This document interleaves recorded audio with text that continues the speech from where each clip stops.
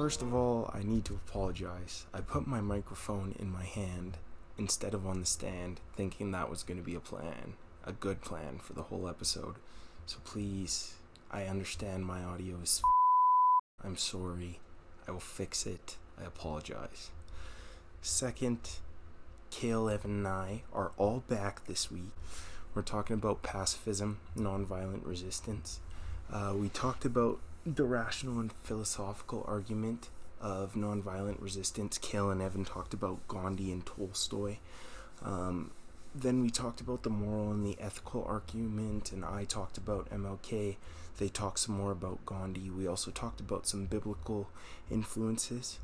And then for the last section, we talked about the pragmatic nature of pacifism and nonviolent resistance as a method for coping with conflict. So we hope you enjoy this week's episode. I'm sorry about the audio, and we'll catch you the next time we see you. Also, apologies for the lack of content, but we all had exams.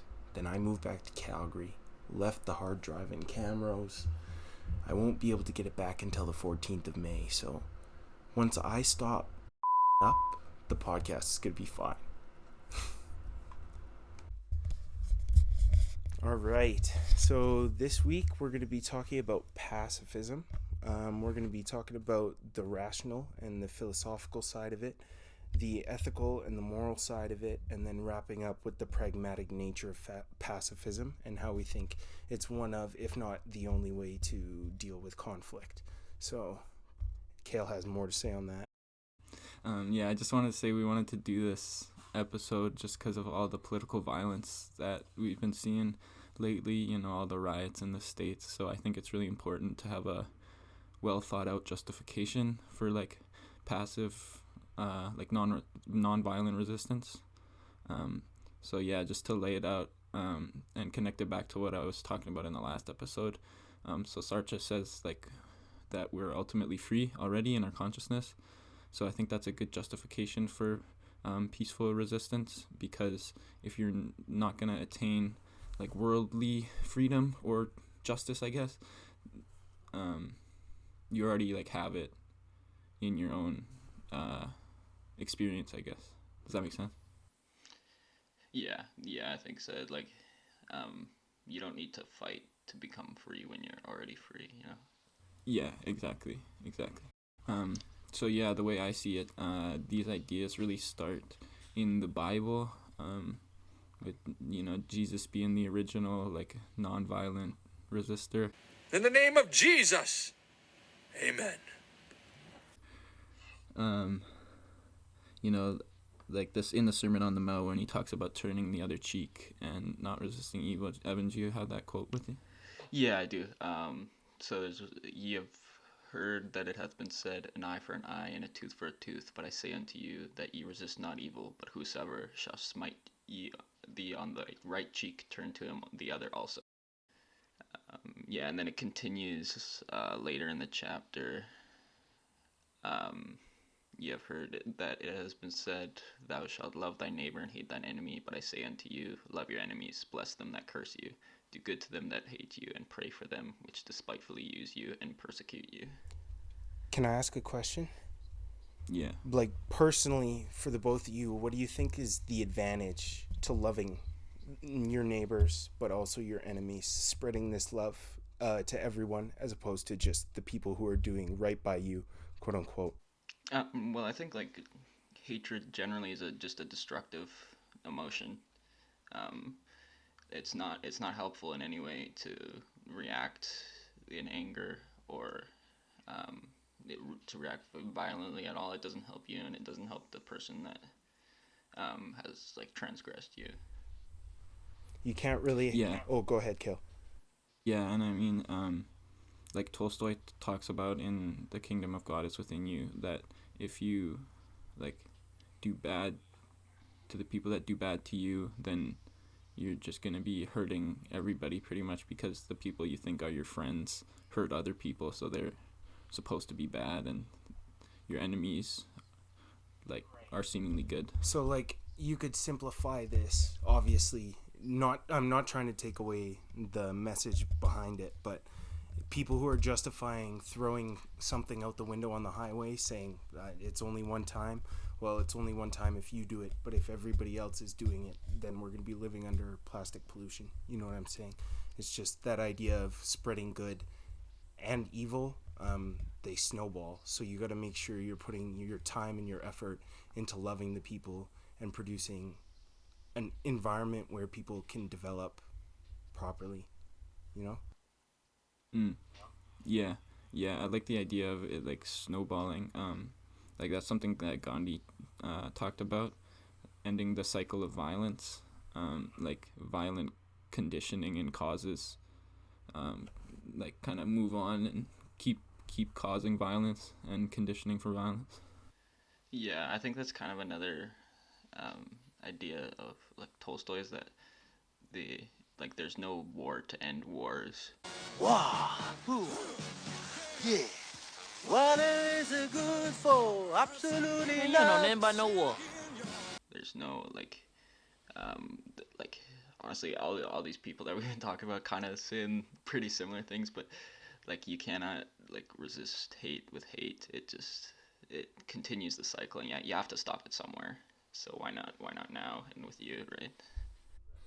And I think we're coming in full circle, but the free speech and stuff like that, conversation, open, honest conversation, I feel like that's a method to go about getting through these conflicts, you know, as opposed to the violent resistance, the war, the hatred that's being spread.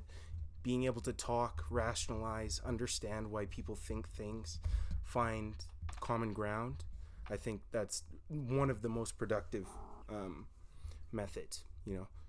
Yeah, for sure.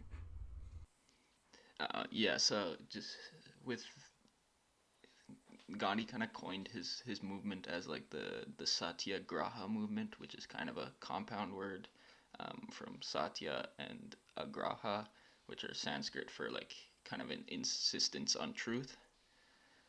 So I was wondering what you guys' thoughts are on the relationship between truth and nonviolence.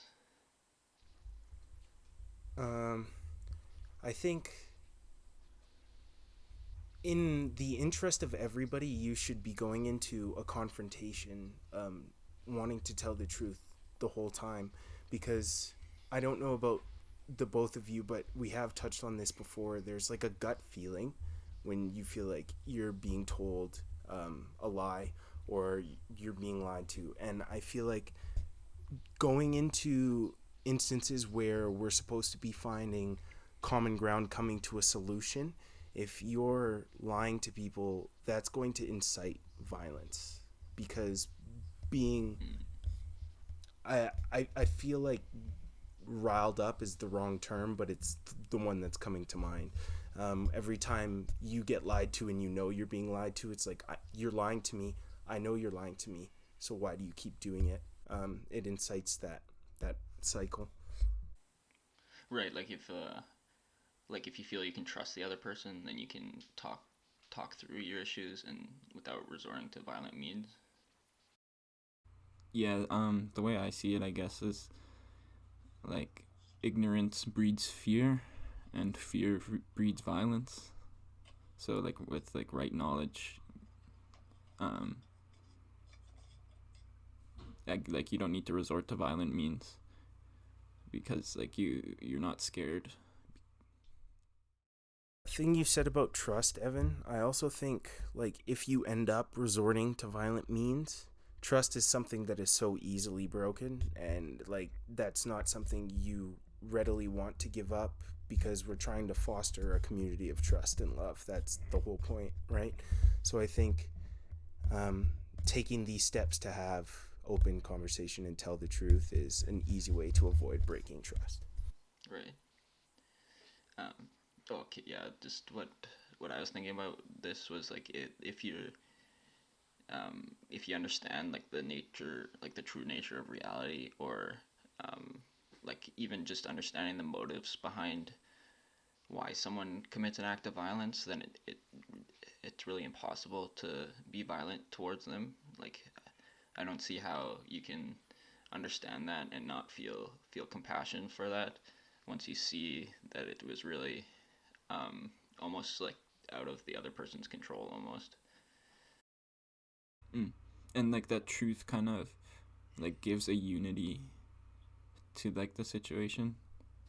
Right, yeah. So like you also see how the interdependent nature of everything, so that in a sense if you respond with violence to someone else, you're really only hurting yourself. Yeah.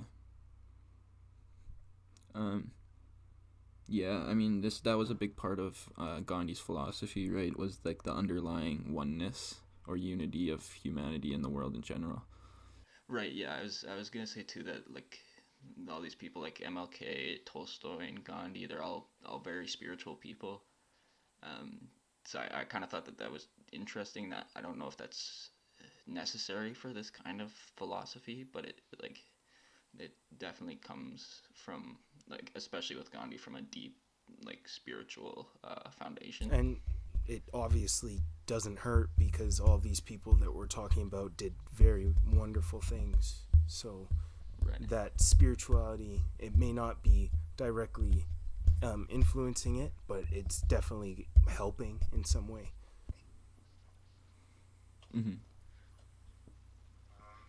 Honestly, I think that the spiritual aspect of this is like foundational and really, really necessary.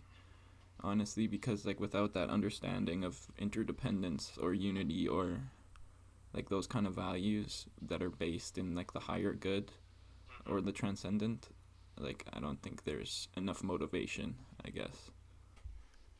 Can I ask? Go ahead, Evan. Go ahead. I was just gonna say, I think that, like, kind of what we said before about like just breaking that cycle of violence is more of a like secular kind of reason for this. So I don't know if I would agree with you that it's like completely necessary for nonviolence, but I would say that it's probably a stronger foundation than like just saying, like, to end the violence, you know. But I don't know if that's totally necessary. What I was going to say before you reply, Kale, because you probably want to reply to that, is that I think it's really important to be spreading the ideals of love and compassion to get to that oneness. And evidently, I'm far from attached to the spiritual side of things, a lot further than I would like to be. But I also have hope in the fact that even though that is the truth, I can see somebody's anger and understand that they're going through something. And the anger they're reflecting at me, the violence they're reflecting at me, it's not because they're angry at me. It's because something is going on in their life.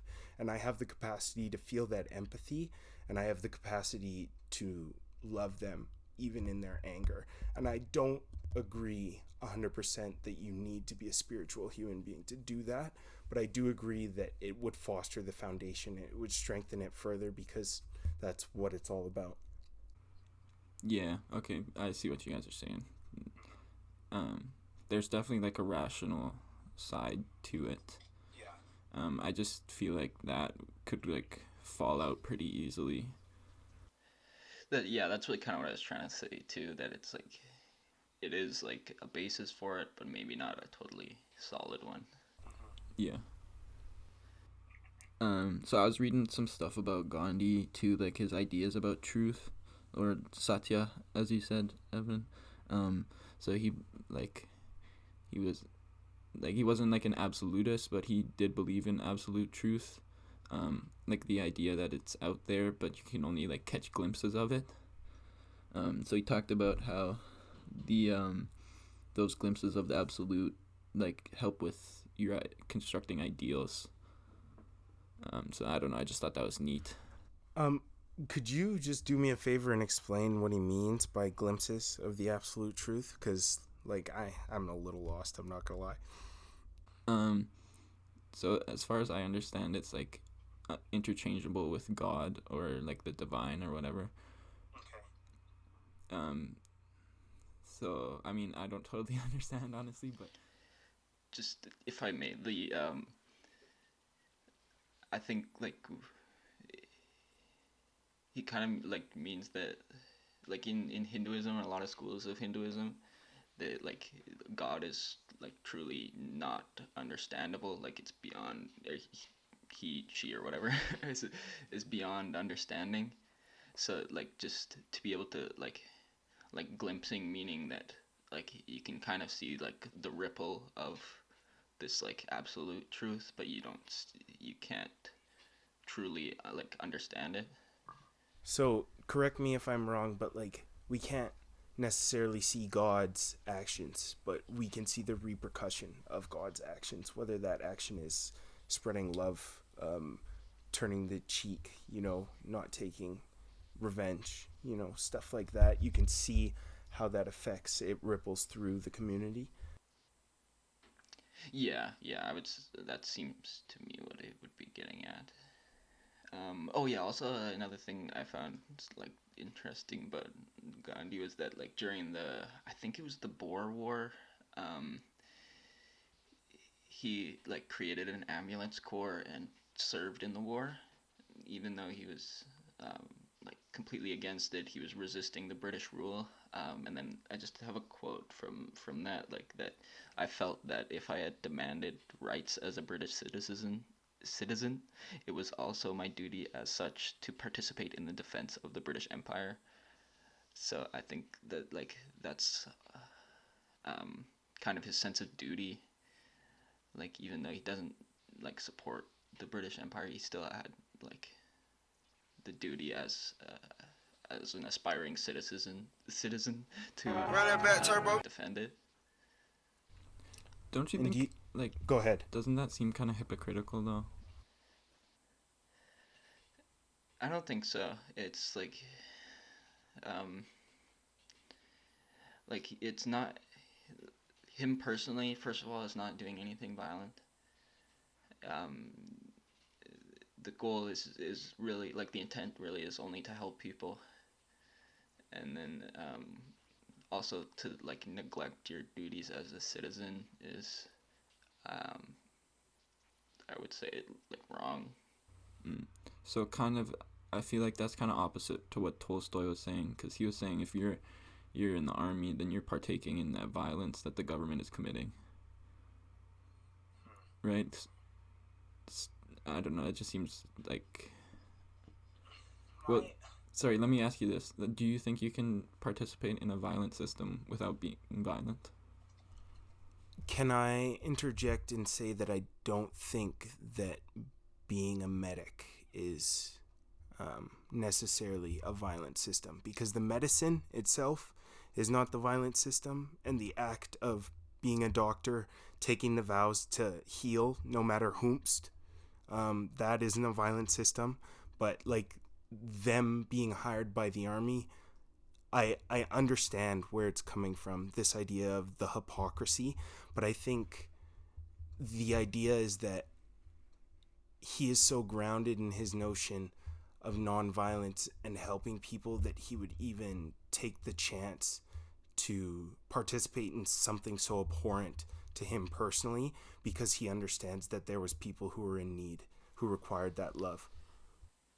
Yeah, that's a good point. That it's like um, it is from like an attitude of service towards others, and that it's like also I think that the nonviolence is really like ultimately internal. Like so you could participate in more in a nonviolent way, which is I think what they did.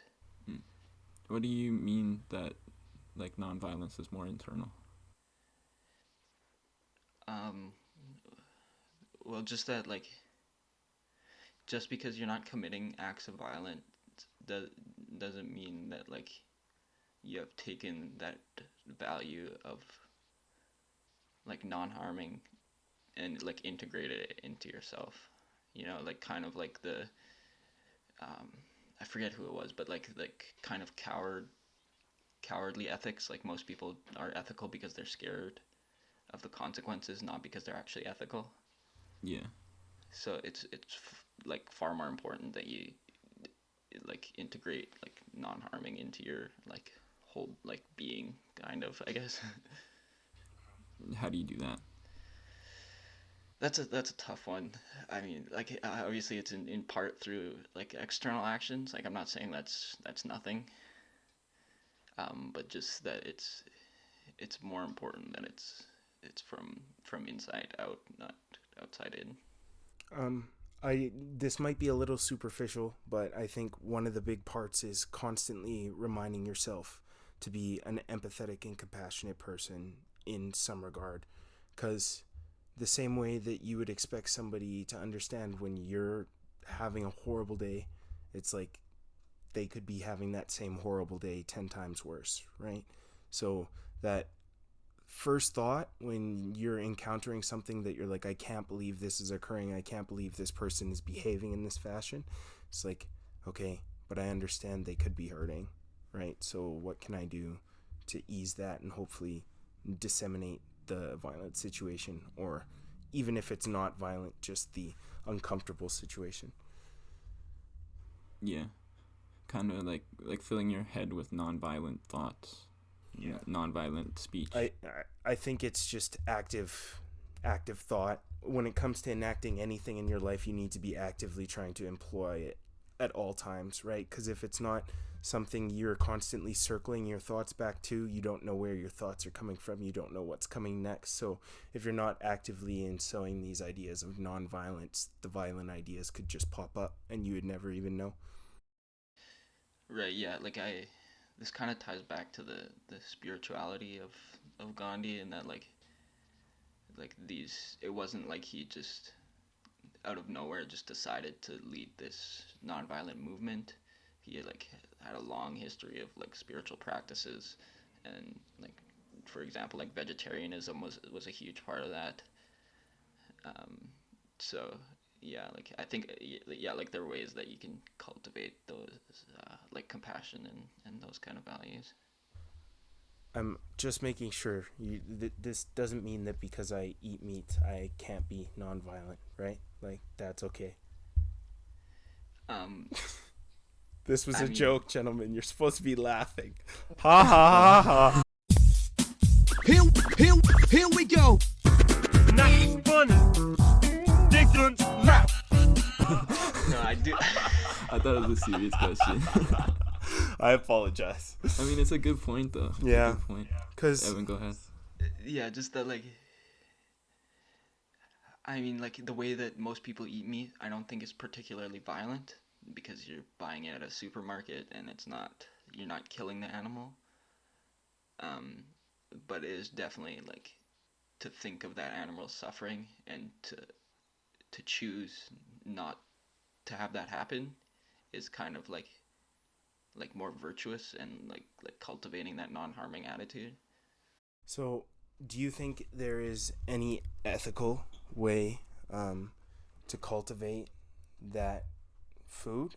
Because in my eyes, if you adopt that viewpoint, which I don't disagree with, because evidently these are living things, life is precious. I love being alive. I assume they do too, right? So, if you adopt that viewpoint, I feel like then you need to stretch yourself as far to say any food process that involves these animals that's causing them harm is unethical and I shouldn't participate in it. But then, as a human being who needs certain sustenance, certain vitamins, certain minerals, it's like, am I willing to sacrifice myself, my physical health, for this escapade? Because like I don't think it's a bad idea, and I think it's like genuinely something that more people need to participate in, but I don't think it's black and white, right? Because we've been eating meat for so long, it's so integrated into our society. Yeah, I mean, like, I do think if you take this idea of nonviolence to its to its extreme, that you would rather die than have someone than hurt someone else. Like that's, I mean, like that's the extreme of it. So I think really depending on how serious you take that, um, I don't think it would be unreasonable to sacrifice like to a certain extent your physical health for the like to save some suffering. Do you have anything to say, Kale? Because I have another question. I was just gonna ask, like, do you think then that this nonviolence, it goes beyond just human beings? Like, you need to be conscientiously acting this way in terms of the animals, in terms of the plants, the living processes of the planet. Like, the idea that you need to be nurturing all of it, because I would agree with that. Like, if you're going to the extreme, it's that's the idea at its core. There's so much around us, so many things that are living, that are vital to the process of the earth, that we need to appreciate them and we need to cultivate them in any way we can, right? Yeah. Sorry, I kind of lost your question in there. Could you just restate it? Do you think this notion of nonviolence is strictly nonviolent resistance towards humans, or nonviolent action towards animals and plants is also included? Yeah, I mean, you definitely could make the argument that it's like just for humans. But I think like when we were talking about making this like part of your like very like core, then it starts to become like your whole life, and that you do it in all aspects. I think it's great, man. I think it's great. But I don't want to sit here and have us preach on this for like however long and say it's easy, right? Like, this isn't something that you're going to be doing overnight, that I'm going to wake up tomorrow and then for the rest of my life I'm going to be nonviolent. We understand that. We're all not professionals. Like, I don't know nearly anything when it comes to any of this, but it interests me, and I feel like it's a notion that people should learn, because if we're here to tell the truth and foster that community of oneness, we need to be willing to address conflict, but we need to find a way to do it non-violently, because we've seen for years they address conflict violently, and our progression as a society slows. It doesn't stop because humans are incredible, but it slows. Yeah, I think that's a really good point. That it's definitely not an easy thing to do, and like it takes practice and a real commitment. But I think the benefits are worth it.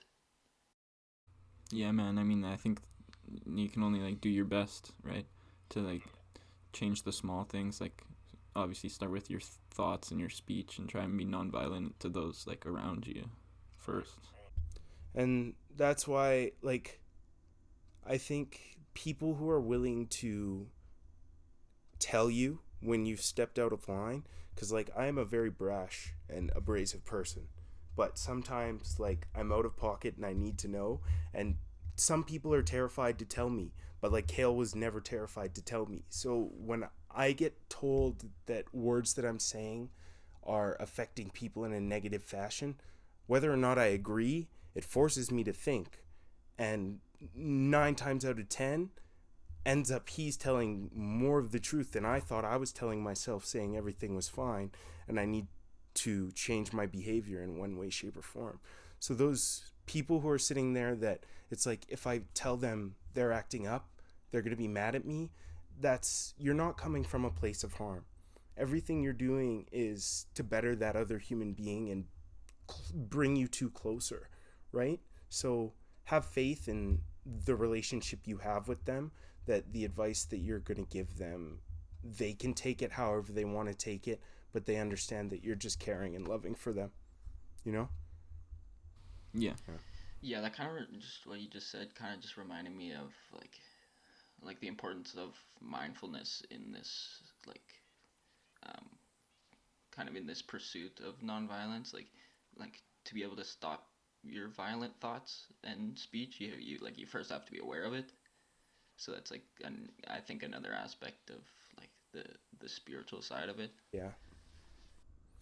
And I can't speak on the spiritual side of it, but I can speak on the effectiveness of just like journaling or self-reflection practices, however that sees you fit, because the people lose the importance of thinking about the words we say, the actions we've made, and the thoughts that we have. Because if you're not reflecting, then you're never questioning whether you're meeting your own standards, you know? And you don't really want to be comparing yourself to other people, because that's, you're always going to be striving for something unattainable. But if you're striving to be better than the person you were yesterday, you need to be reflecting on how the things I did, said, and acted on today was better than the person I was yesterday, if you get my meaning. Yeah. Okay, so now we're going to talk about MLK. All the information that I got is from his book Strive Toward Freedom, and also a nonviolence article that was written about MLK by the Stanford Institute. Our citations will be where they normally are. So he has 6 notions of nonviolence or nonviolent resistance. He says, number 1, that one can resist evil without resorting to violence. And like we said before, obviously this is easier said than done, but reflection, meditation, stuff you can do to try and think before you act, is my premise for being able to resist evil without resorting to violence.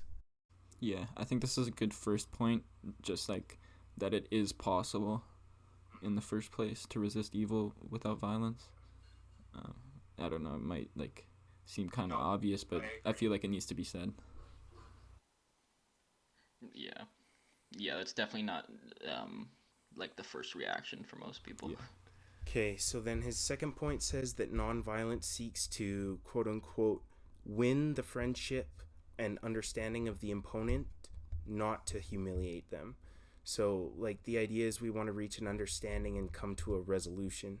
And the act of guilt tripping and manipulation is not violence, physical violence, but it's verbal violence. So you can't be enacting those in a conversation and acting in a nonviolent manner. It's contradictory. Yeah, I think this is a really important point, like that Gandhi, like he valued this too. Like he talked about how even after their independence, they're gonna have to live with the British there. So you might as well like be friends with them. It's not like you versus them. It's like you two versus the problem, which is kind of what we talked about in that one episode about conversation. Yeah. Sorry, go on. Oh, it's okay. The third point is that evil itself should be opposed, not the people committing the evil acts. That's what I just said. Yeah. Forgiveness of the prosecutor is hard, right? And like, to make this a real life example, once again, not taking away from the importance of the statement, Wyatt Russell in The Falcon and the Winter Soldier is probably a really good dude, but John Walker Captain America makes me want to kill him every time he comes on the screen. But the people that are sending him death threats because they don't like that he has the shield, it doesn't make any sense. He's playing a character properly. He's supposed to make you hate him. He's doing his job, and you're punishing him for it. Interesting analogy. Sorry, I was just thinking that's I think is a big thing in war, like making a story that the enemy is like the other, you know, that they do the same thing to make the citizens or the soldiers like hate the other side. Yeah, and I think it's interesting that you said that he's just like doing his job.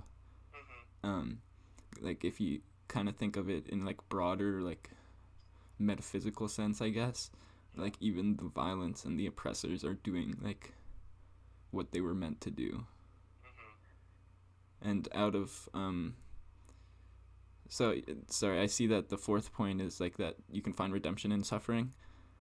Those who are committing nonviolence need to be ready to suffer. Yeah, so like the suffering like gives you an opportunity, like the oppressors if they weren't there, you wouldn't have that opportunity for redemption. So they're doing their job and giving you that opportunity. Yeah. So we're not sitting here saying that you should be, like, people need to be oppressors, right? But we're saying that when oppression is happening, they're giving you the opportunity to forgive them, to act as we've been speaking of, to fill them with love even amongst the discontent. And I think that'll make the whole world a better place. Yeah, I think that's interesting that you can kind of like take the perspective on it that they're giving you the opportunity to practice like virtue, and really like you can honestly be grateful for those inflicting suffering on you almost.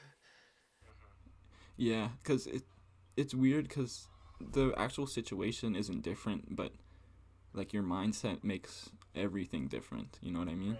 Like in both cases, you're being oppressed, but it's either grace or it's complete like oppression and suffering. And I feel like you can stretch this to anywhere you want to, like conversations, the ones that you're disagreeing with the person, as long as you're rationalizing your arguments and you guys aren't just screaming at each other, you're probably going to feel better after those more uncomfortable conversations than the easier ones. And like the weight room, like you're literally aggravating your muscles to get stronger, right? It's reflected in everything. I think these are very, very central ideas. The fifth one says that nonviolent resistance avoids internal violence of spirit too. So what I got from this is that we don't kill our opponent because we don't hate them. We need to be showing them love in the hopes that they understand and their spirit will become nonviolent from this action. I don't know if that's coming across what I'm trying to say, but okay. And then the last one says we need to have faith in the future and believe truly that the universe is on the side of justice. Go ahead. This one, I think this is really where like spirituality comes in, like having faith in the future and believing that the universe is on the side of justice is the same as saying having faith in God, you know. So I think it's those glimpses, like Gandhi says, those glimpses of the absolute, like of God, of love and compassion that give people the faith to keep going in the face of violence. I was just gonna say, to add on to Kale's point, how are you supposed to see a non-violent path towards anything if you don't have faith that it's going to lead to an understanding and a non-violent agreement between both parties, right? If you don't have faith in coming to that understanding, like you don't genuinely believe, I'm not here to convince you to believe what I believe. I'm here to love you. I'm here to win your friendship so that we can have a normal repertoire and find maybe not the absolute truth, but getting closer to the absolute truth from both of our truths by coming to common ground. No doubt. All right, just to kind of wrap up, I guess, I watched a TED Talk. It was Erica Chenoweth. So she did some research on nonviolent movements from 1900 to 2006, and she found that they were twice as likely to succeed than violent uprisings. And she found that only 3.5% of the population was needed to revolt successfully, and nonviolent revolutions were more likely to emerge with democracy and less likely to result in the civil war. Boom. Numbers. Boom. Numbers. I think that's just whenever there's like an kind of a civil revolt, you know, like if you try to take the violent route, the already existing power, like they definitely have better weapons. So, you know, this is kind of like the only way to like bring about actual change, and I think like that's kind of reflected in that. And I think where we lose people is they expect to see the change happen immediately. And it's like, this isn't easy. The nonviolent path isn't the easy path. The easy path is getting the AK-47 and saying, I have the bigger gun than you, so you have to listen to me, right? Yeah. We gotta work at this, and we need to sacrifice for it. So it's not like we're gonna solve these big societal issues that are going to cause these civil uprisings overnight. But every time that there's a movement for one of these issues that is conducted in a nonviolent manner and brings more people to the cause as rational thinkers who can produce good ideas to help move the movement forward, then we're fighting. And you just need to have faith that if we fight every day, eventually the world's gonna correct itself. You know? Yeah. I don't know. I think it's awesome. I said that already, but I'm sorry.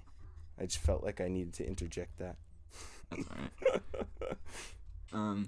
I will say though that I think that there's kind of a romanticism to the kind of violent uprisings.